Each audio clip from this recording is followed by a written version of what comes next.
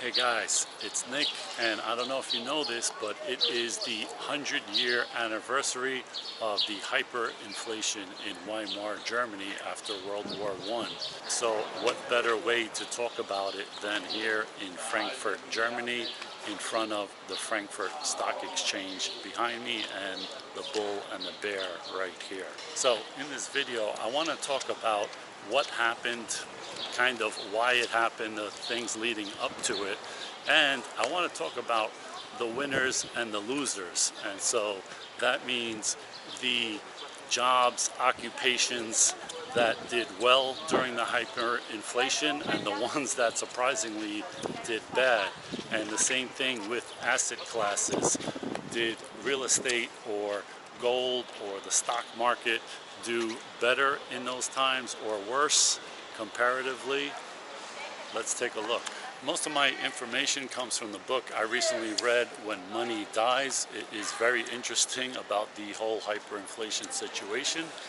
And so to start it off, in 1913, the German mark, the Italian lira, and the French franc were all worth about similar amounts of money. So 4 of any of those would buy $1 US. By the time of the end of World War I, it took about 7.5 marks to buy $1 US. And at the end of World War I, you can buy 500 billion eggs with the same amount of paper marks that it took to buy just 1 egg 5 years later. So what is the paper mark and the gold mark? How does that work? So Germany had the gold mark before World War I, but leading up to it, they started adding the paper mark. And right before the war started, they got rid of the gold mark and only used the paper mark, which was not backed by anything. So they got rid of the gold mark and used the paper mark because they knew they were going to enter the war and had to borrow a lot of money, and they expected that they were going to win and the losers were going to pay for all of this. Well, it didn't happen that way, and they ended up on the hook to France, and France wanted 154 billion gold marks, and they would not take paper marks in exchange for that. They would only take gold marks or other foreign currencies, which Germany had to buy with paper marks by printing more and more of it.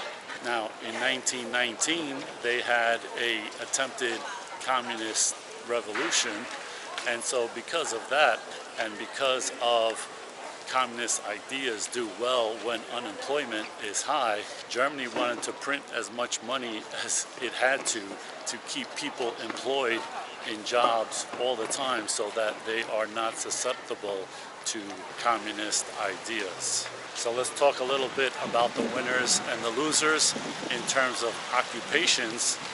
The people that usually are doing well, the middle class, the doctors, lawyers, government workers, they did the worst because they bought a lot of war bonds, and those things were basically worthless after the hyperinflation.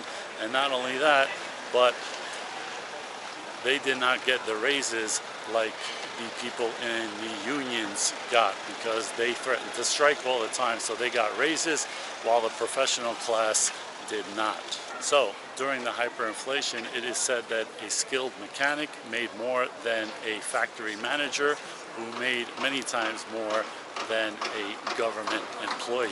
And while the union workers did pretty well because they kept striking or threatening to strike if their pay didn't increase as the inflation increased. So the people who made out the best were the farmers, because they lived off the land and they had the readiest access to the real values as they were being produced, and they were able to increase their prices all the time and use that money to pay off their mortgages or buy real things, pianos, whatever, machinery that they can as soon as they got the money, as they raised prices. For landlords, it was kind of a mixed bag, and so while the landlords couldn't raise the rent above the restricted rent price, they were able to pay off their mortgages early because the original mortgage was just a pittance as hyperinflation went up. And so rent restrictions had the effect of basically subsidizing workers and their companies' profits. And because you couldn't raise rents to the market rate, nobody wanted to build houses. So there was a shortage of something along 1 million houses at the time. Because who's going to build when you can't rent it for what the market rate is? And although the landlords did okay by paying off their mortgage, when the hyperinflation ended, some of those mortgages were re-evaluated back to 15% of the original gold mark price of their mortgage. So they didn't get away scot-free, but they did pretty well. Other people who did really well were foreigners. There's a story of a foreigner going out with $1 US, with 6 of his friends on a night out in Berlin, painting the town, and they still had money left over. And then there's stories of the students, the foreign students that were getting allowances from their parents back in their country, and they were using those allowances to buy whole rows of houses in Germany. So the asset class of real estate did decent if you were able to hold the property until the hyperinflation ended, and now you have a mortgage-free property. So what about the stock market? Did that do good in hyperinflation? From around 1914 to 1922, the stock market was up about 13 times, but the value of a gold mark was up about 143 times. So literally you lost probably about 90% compared to gold marks. And so an example of that is Deutsche Bank paid out a dividend in 1913 of about 25 million gold marks, but their dividend in 1922 was equivalent to about 1.5 million gold marks. So if you were a shareholder and expecting some dividends, they were significantly reduced from the value that they had some years ago. Another example of the reduced value of the stocks because of the hyperinflation was Daimler Motors, which is Mercedes-Benz before they merged with Benz. At the height of the hyperinflation, Daimler Motors could be bought totally, the whole stock, for about the price of 327 of its cars. And so that means land, factories, machinery, organization, everything. So precious metals held their value, and it got to the point where there was barter and theft. And so the lead was disappearing from roofs, and gas was being siphoned from cars, and things like brass and fuel were being used for ordinary purchases. And even a lump of coal would get you into the movie theater. And so there were stories of people selling a small link from a long gold chain to survive day by day. So to really put it into perspective, a thing like a staple, like a loaf of bread in 1921 was 4 paper marks. A year later, it was 163 paper marks. And 1 year later, in 1923, it was 200 billion paper marks. Now, people who own businesses like factories did well depending on what they produced. So if they were exporting into other countries from things that they produced in the country with materials from Germany, they did very well. But if they had to import materials to produce their item and then sell it, by the time they sold the item, the materials that they imported were now a lot more expensive, and they couldn't rebuy them to restock their inventory. So exporters of German goods did very well because they got foreign currencies, but anyone that had to import stuff to make their materials did not do so well. And this probably won't surprise you, but the rich did pretty well when it came to paying taxes. That's because the workers paid their taxes every week or when they got paid, but the rich people had more complicated taxes, and they had to fill out forms that were due later on in the year. So if you made money in January, February, March, whatever, By the time you had to pay taxes on all that stuff at the end of the year, those debts were now basically a pittance or worthless. So they were basically not paying any taxes. So how did the hyperinflation end on November 23rd, 1923? Well, there were a lot of factors to it, but one of the things was the Reichsbank, the central bank of Germany, came up with a new note called the Rentenmark. They exchanged it when the paper mark hit a level of 1 trillion paper marks to $1 US. And so they just lopped off the zeros and said, this is now the Rentenmark. And it's backed by the mortgages and the bonds of the factories and the houses of Germany, which is really BS because that doesn't mean anything. You can't lift them up and send them over to some creditors. But what you can do if you're France is come into Germany and seize their areas that were rich in things like mines and coals and all of that.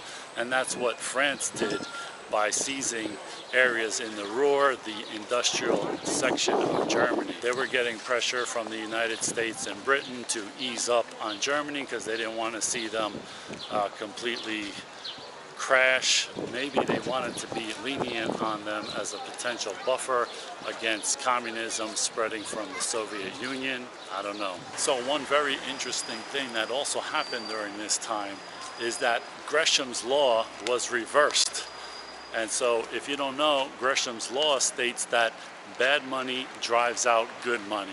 And so the example of that in the US is when they stopped putting silver in coins after 1964, all of the silver coins disappeared from circulation. That was the good money, and the bad money is what drove it out.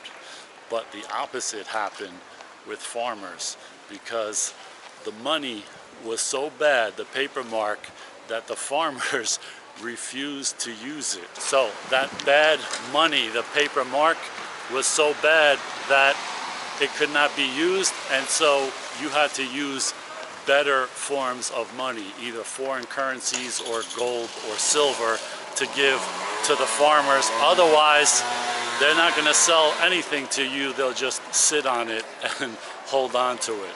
One of the bigger casualties of the whole hyperinflation was the powers of the government and the freedom of the people. The government was taking more and more powers for itself in this emergency, as they always do whenever they say that there is an emergency. So the Commissioner of Control for Foreign Exchange was given powers to suspend parts of the Constitution to allow them to seize foreign currency from German citizens. And that's exactly what they did. And they also assumed the right to seize gold, silver, platinum, and other alloys, whether they were in coins or in other forms of metal. And so that's what happens when governments get desperate.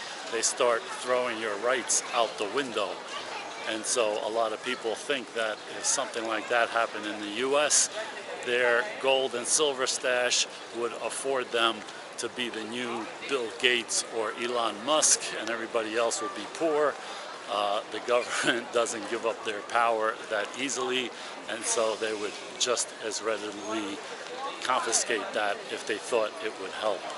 Along with seizing foreign currency and gold and silver, they also gave themselves the power to be basically a military dictatorship and reducing freedom of expression, freedom of association, and giving themselves the right to come into your house and confiscate things that they deemed they needed to confiscate.